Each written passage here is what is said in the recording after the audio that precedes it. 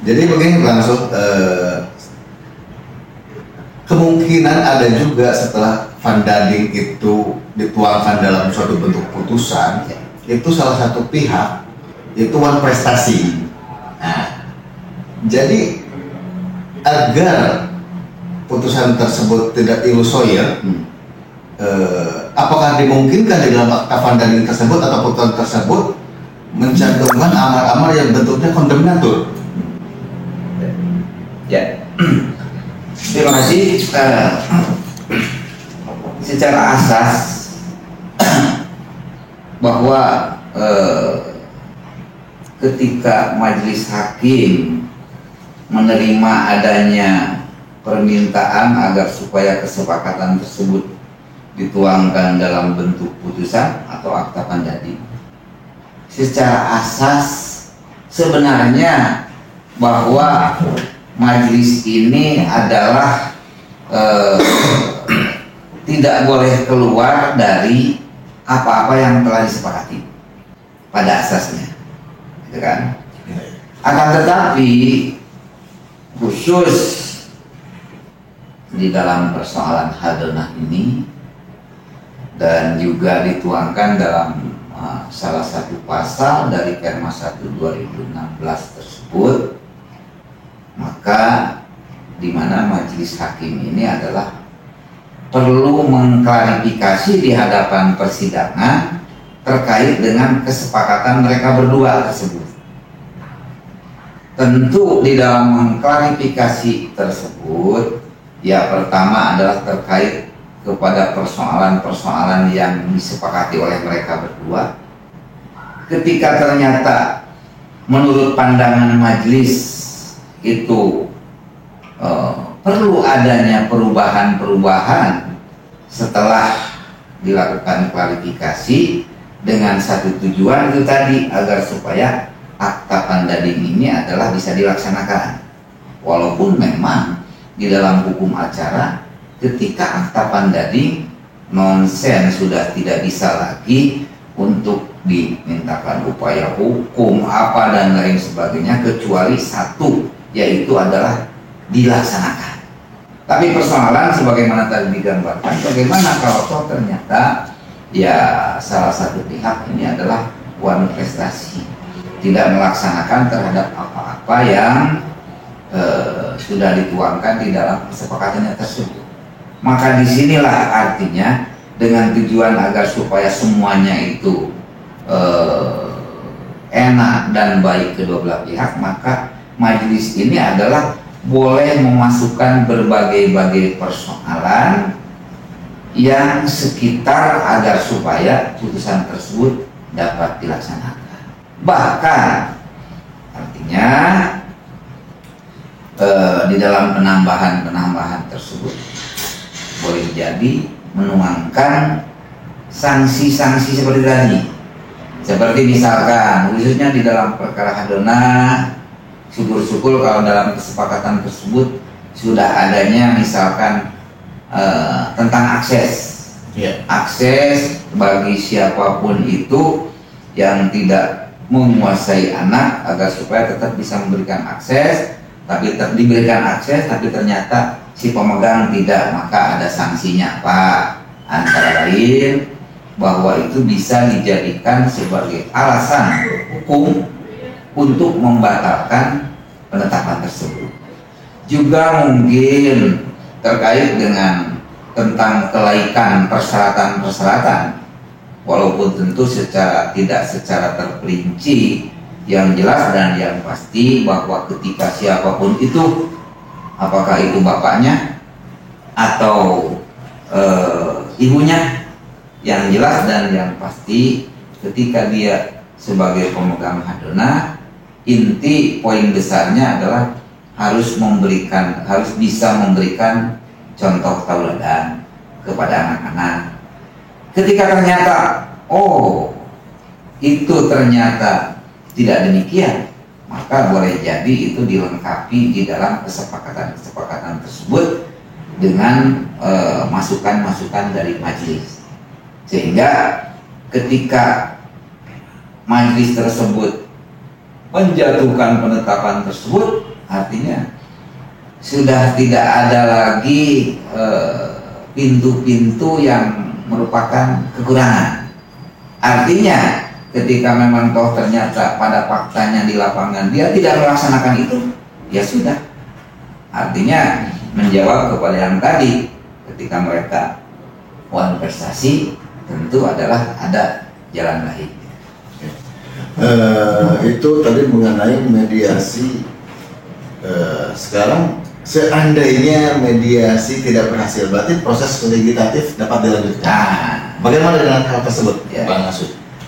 tentu artinya kalau tadi ketika berhasil masuk kepada akta banding, itu pun juga adalah masuk ke proses litigasi. Akan tetapi yang kedua adalah bagaimana ketika laporan mediator mengatakan upaya mediasi ini tidak berhasil. Ya. Artinya setelah itu hukum acara menentukan proses litigasi berjalan. Pendek cerita, di dalam litigasi tersebut saya tidak akan mengupas bagaimana tentang permohonannya, bagaimana tentang gugatannya. Yang jelas di dalam proses litigasi tersebut adalah adanya tahapan-tahapan. Tentu tahapannya di mana tahapan gugatan, permohonan dari pihak pengaju, dari pihak penggugat, dari pihak pemohon dengan dalil-dalil.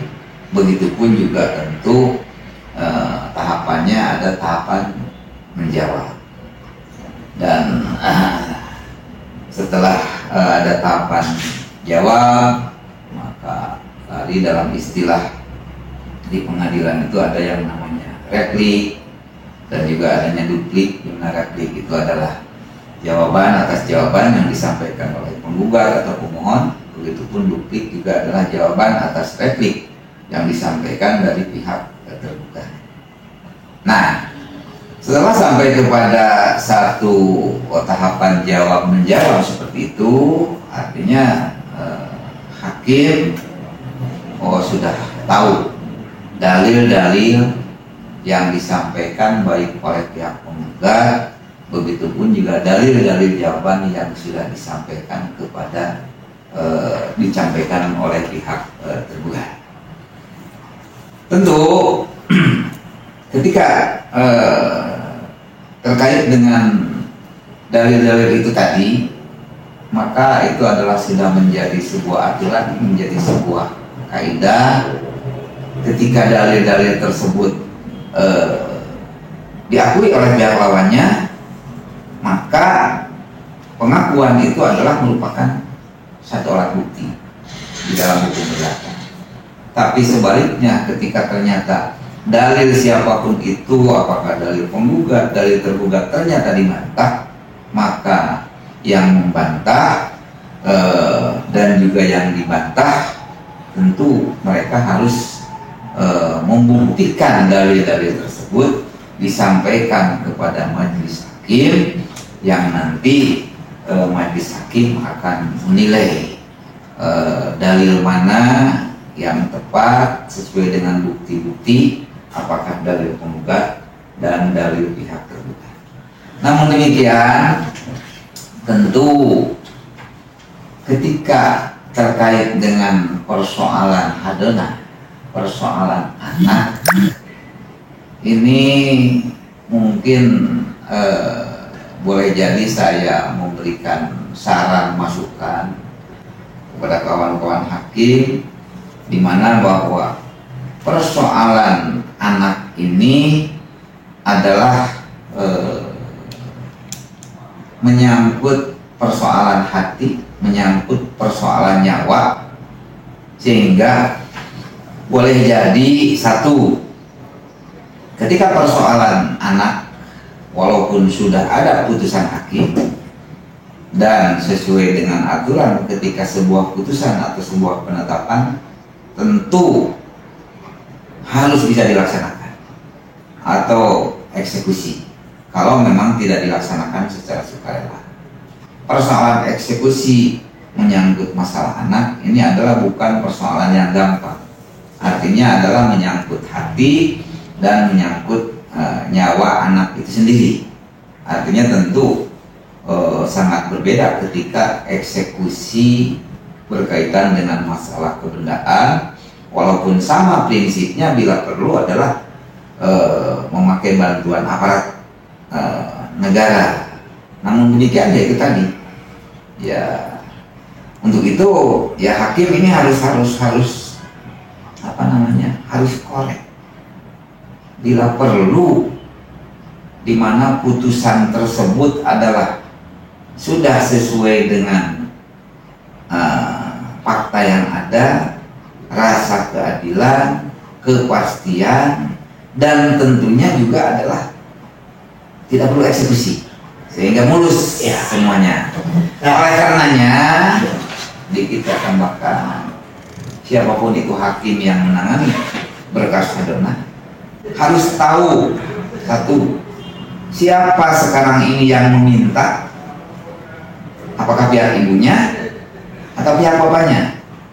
Begitupun kadang-kadang hakim ini lupa, dia itu tidak memahami sekarang ini ketika melalui proses persidangan, akan tetapi keberadaan saat ini si anak tidak tahu. Itu penting. Apakah memang anak itu saat ini berada pada pihak si ibu, sementara yang meminta agar ditetapkan si ibu, atau anak tersebut berada pada pihak bapak. Ini adalah sangat penting sekali.